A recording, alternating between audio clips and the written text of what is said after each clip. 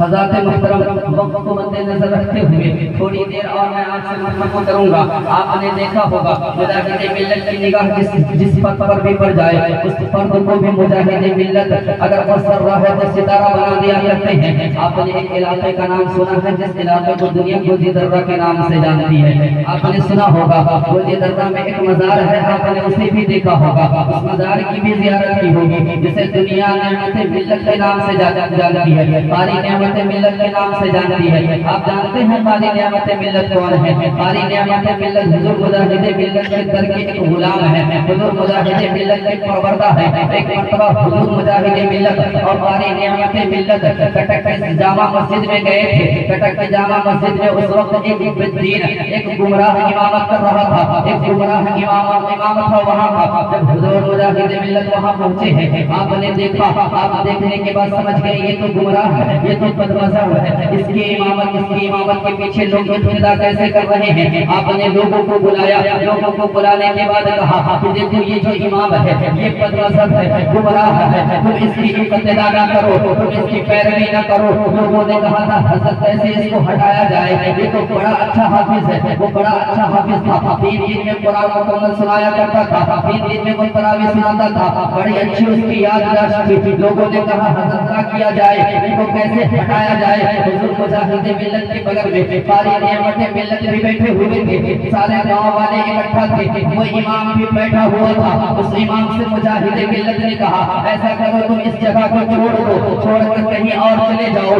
کیونکہ تمہارا دین ایک جیسا ہمارے طرح نہیں ہے, تمہارا مسلک ہمارے مسلک کی طرح نہیں ہے, تم بد مذہب ہو, تمہارا مسلک الگ ہے, تم یہاں سے چلے جاؤ. اس بے دین مذہب بد مذہب نے لوگوں پر اثر ڈالنے کے لیے یہ کہا تھا کہ اے مجاہد ملت میں اس جگہ کو چھوڑ کر چلا جاؤں گا, لیکن میں 3 دن میں قرآن سناتا ہوں, تو کسی ایسے حافظ کو پیش کر دو جو ہماری طرح قرآن سنانے والا ہو, میں اس جگہ کو چھوڑ کر چلا جاؤں گا. قاری نعمت ملت بھی وہیں بیٹھے تھے, مجاہد ملت کی نگاہ اٹھی ہے, قاری نعمت ملت سے ٹکرائی ہے. مجاہد ملت نے ایک نگاہ سے قاری نعمت ملت کو ایسا بنا دیا, مجاہد ملت کے نگاہ کا اثر یہ پڑا کہ مجاہد ملت اس کے روز پروردہ قاری نعمت ملت مجمع میں کھڑے ہوئے اور کھڑے ہو گئے کہ اے بد مذہب تو یہاں سے چلا جا, تو 3 دن میں قرآن سناتا ہے. مجاہد ملت کا غلام 1 دن میں قرآن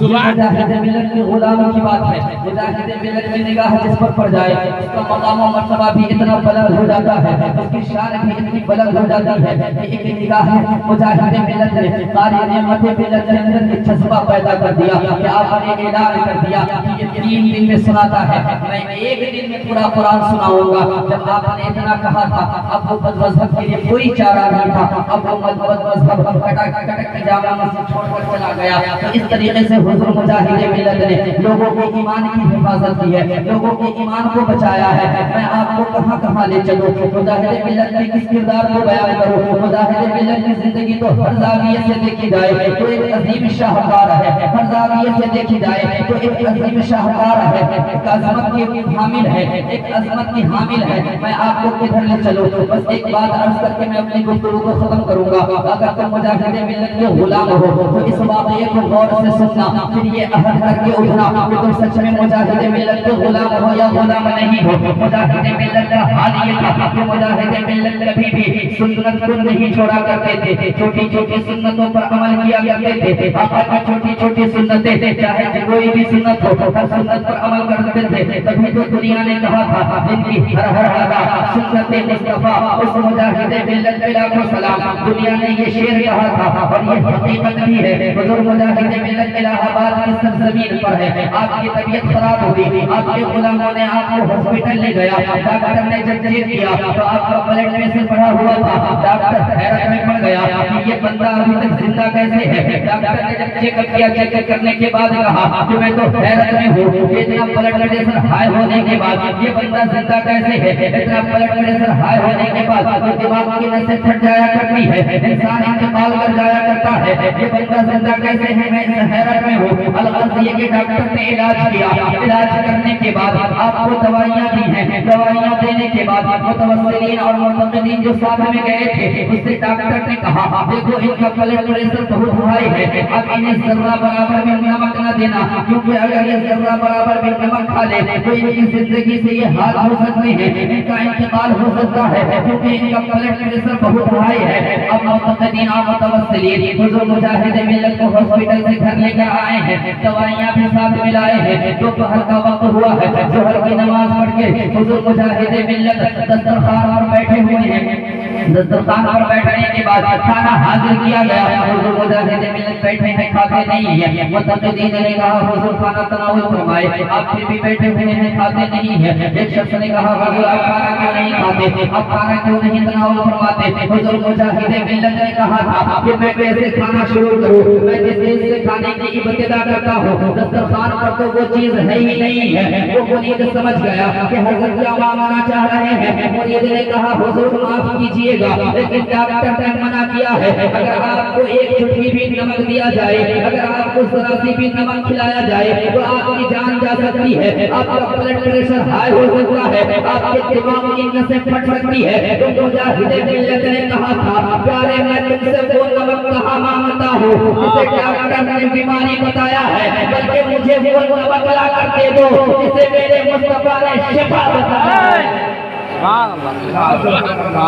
سبحان اللہ۔ یہ تھے مجاہد ملت، اتنی بیماری کی حالت میں بھی مجاہد ملت نے سنت پر عمل کیا تھا۔ مجاہد ملت کے غلاموں میں تم سے سوال کرنا چاہتا ہوں، کیا تمہارا کردار بھی ایسا ہے؟ مجاہد ملت کے نام کا نعرہ لگاتے ہو، کیا تمہاری حالت بھی ایسی ہے؟ ذرا غور کرو پیارے، ہم کس منہ سے مجاہد ملت کا نام لیتے ہیں؟ ہم سے تو فرائض چھوٹ رہے ہیں، ہم سے تو 5 وقتہ نمازیں نہیں پڑھی جا رہی ہیں، ہم سے تو چہرے پر داڑھی نہیں رکھا جا رہا ہے، پھر مجاہد ملت کا ہم نام کیسے لے رہے ہیں؟ مجاہد ملت کے غلام ہونے کا دعویٰ کیسے کر رہے ہیں؟ یہ دعویٰ قسم خدا کی صرف زبانی دعویٰ ہے، قسم خدا کی جس دن تم دل سے مجاہد ملت کی محبت کو اپنے دل میں بسا لو اور مجاہد ملت کے نقش قدم پہ اپنی زندگی گزارنا شروع کر دو تو ساری دنیا تمہارے غلام ہو جائے گی۔ تبھی تو بحرین کے امام نے کہا تھا تیرے غلاموں کا نقشہ ہے رائے خدا، تیرے غلاموں کا نقشہ ہے رائے خدا، وہ کیا پھٹک کر کے جو یہ زرا لے کے چلے اللہ اکبر یا رسول اللہ۔ حضور مجاہد ملت کی اس مبارک محفل میں آنے والے بس میں آپ کو ایک پیغام دے کر جانا چاہتا ہوں کہ آج سے یہ عہد کر کر اٹھو کہ ہم مجاہد ملت کے غلام ہیں، اب ہم سے کبھی کوئی نماز قضا نہ ہوگی، اب ہم کبھی کوئی نماز نہ چھوڑیں گے۔ پیارے یہ عہد کر کر اٹھو، کب تک دنیا میں رہو گے؟ ایک دن دنیا سے جانا ہوگا، اور ہمارا ایمان ہے، ہمارا عقیدہ ہے کہ دنیا سے جب جانے کے بعد لوگ ہمیں قبر میں ڈال دیں گے تو آقا کی زیارت ہوگی۔ کیا ایک سنی آقا کا امتی کہنے والا کیا آقا سے اس حال میں ملو گے؟ چہرے پر داڑھی نہیں ہوگی، بے نمازی ہو کر آقا سے ملو گے؟ کیسے آقا تم سے ملاقات کریں گے؟ کیا اس طرح آقا تم سے ملاقات کریں گے کہ تم حرام کام کرتے رہو گے؟ آقا سے کیسے ملاقات کرو گے؟ مصطفیٰ سے کیسے ملاقات کرو گے؟ پیارے ضرورت یہ ہے کہ ابھی اپنی زندگی کو سنوار لو، ابھی اپنی زندگی کو سنبھال لو، ابھی وقت ہے، آج آقا سے سچی محبت کرو، مجاہد ملت کے سچے غلام ہو جاؤ۔ اور آقا سے محبت کرنے کا مطلب یہ نہیں ہے کہ ایک طرف تو ہم یہ کہتے کہ مصطفیٰ سے محبت کرتے ہیں، دوسری طرف شراب بھی ہم پیے، ایک طرف تو ہم یہ کہتے ہیں کہ مصطفیٰ سے ہم محبت کرتے ہیں، دوسری طرف ہم نماز نہ پڑھیں، ایک طرف تو ہم یہ کہتے ہیں کہ مصطفیٰ سے ہم محبت کرتے ہیں، دوسری طرف ہم ماں باپ کو تکلیف دے، ایک طرف تو ہم یہ کہیں کہ ہم مصطفیٰ سے محبت کرتے ہیں، دوسری طرف اپنے پڑوسیوں کو ستائے، ایک طرف تو ہم یہ کہیں کہ ہم مصطفیٰ سے محبت کرتے ہیں، دوسری طرف ہم جوا کھیلیں، ایک طرف تو ہم یہ کہیں کہ ہم مصطفیٰ سے محبت کرتے ہیں، دوسری طرف سارے حرام کام ہم کریں، نماز ہم چھوڑیں، زکات ہم نہ دیں، زکات ہم نہ دیں، ہم پر جو چیزیں فرض کی گئی ہے اس کو ہم نہ ادا کریں۔ یہ مصطفیٰ سے محبت نہیں ہے پیارے، بلکہ مصطفیٰ سے محبت یہ ہے وَمَا آتَاكُمُ الرَّسُولُ فَخُذُوهُ وَمَا نَهَاكُمْ عَنْهُ فَانتَهُوا۔ یہ مصطفیٰ نے جو چیز تمہیں دیا ہے وہ لے لو، جس چیز سے مصطفیٰ نے منع کیا ہے اس سے رک جاؤ، اور اعلیٰ حضرت کی زبان میں یہ کہو انہیں جانا انہیں مانا، کرتا میں سے کچھ کہا باللہ الحمد بہترین المسلمان۔ تو یہ احد کر کو اٹھو پیارے، مجاہد ملت کے ہم غلام ہیں، ہم حسینی ہیں۔ حسین نے تو نماز کی حالت میں اپنے سر کو قلم کرا دیا، دین اسلام بچانے کے لیے اپنے کنبے کو لٹا دیا۔ تو پیارے ذرا غور کرو، ہم خود کو حسینی کہتے ہیں لیکن دین سے ہم کتنا دور ہیں پیارے، ہم دین سے کتنا دور ہیں۔ ایک پیغام دے کر میں آپ کو ضرور جاؤں گا کہ اگر آپ چاہتے ہو کہ اپنے فیوچر کو سنوارو تو آپ اپنے بچوں کو دینی علم سے آراستہ کرو، آپ اپنے بچوں کو دین کا علم پڑھاؤ، کیونکہ بغیر دین کے علم پڑھے ہوئے آنے والی نسلیں اپنے ایمان کو نہ بچا سکے گی۔ اگر ایمان بچانا چاہتے ہو تو اپنے بچوں کو دین کا علم دو، کیونکہ دین کا علم ایسا علم ہے کہ وہ دنیا میں بھی کام آئے گا، مرنے کے بعد آخرت میں بھی کام آئے گا، آخرت میں بھی اس کا بدلہ ملے گا۔ اس لیے اگر تم چاہتے ہو کہ تمہارا فیوچر صحیح ہو، مستقبل تمہارا صحیح ہو، اپنے بچے کے فیوچر کو اور مستقبل کو سنوارنا چاہتے ہو، سب سے پہلے ضروری ہے کہ اپنے بچوں کو دین کے علم سے آراستہ کرو، دینی علم سے آراستہ کرو، کیونکہ بچے کے اندر جب دینی علم ہوگا نا تو معاشرے میں دینی